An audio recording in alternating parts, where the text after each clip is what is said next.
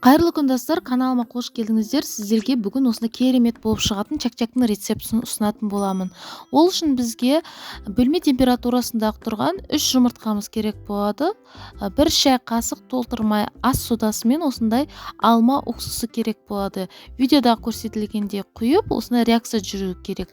Қасықтың көмегімен жақсылап араластырып, жұмыртқаның үстіне құямыз. Тағы да кішкене шым-шым тұзымызды қосып, вилканың көмегімен жақсылап араластырамыз жұмыртқамызды.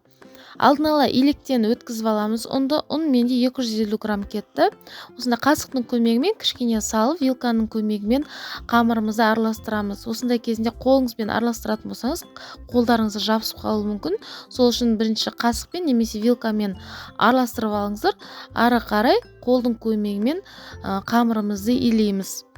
Қамырымызды илеп алған соң 5 минуттан кейін тағы да қамырымызды илеп қоямыз. Сол кезінде жып-жылтыр әдемі қамыр болып шығуы керек.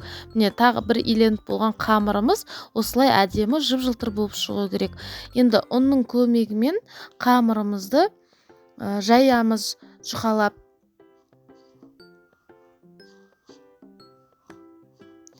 Видеода көрсетілгендей қамырымызды осылай бірінші оқтаумен жайып аласыздар, сосын жұқа етіп жаямызды пышақтың көмегімен немесе осындай құралмен чак-чагымызды кесеміз. Видеодағыдай кесіп болған соң 5 минут қамырымызды кептіреміз, сосын майымызды қыздырамыз. Алдын ала осындай ыдысымызды дайындап қоямыз. Ыдысымызға осы салфеткамызды салып қойыңыздар, сол кезінде артық майын сіңіріп алатын болады салфетка. Осы қызып тұрған майымызға чак-чагымызды пісіріп аламыз. Тез піседі, қатты күйдіріп алмаңыздар. Өте әдемі дәмді болып шығады.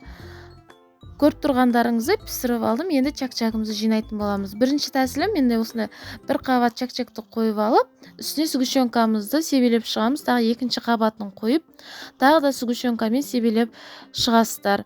Әсемдік үшін кез келген нәрсені қолдансаңыздар болады. Мен мысалға мақ қолдандым, немесе шоколадты майдалап қолдансаңыздар да болады. Екінші түр осындай легенге немесе шараға чак-чагымызды салып, осылай сгущенкамен құйып, үстіне қолмен араластырмаңыздар. Қолмен араластырсаңыздар сынып кетуі мүмкін. Осымен кереметтей болып шығатын чак-чагымыз дайын болды. Сіздер де осы рецептпен жасап көріңіздер. Алда менің жаңа видео рецептерін көргіңіз келсе, менің каналыма тіркелуді ұмытпаңыздар.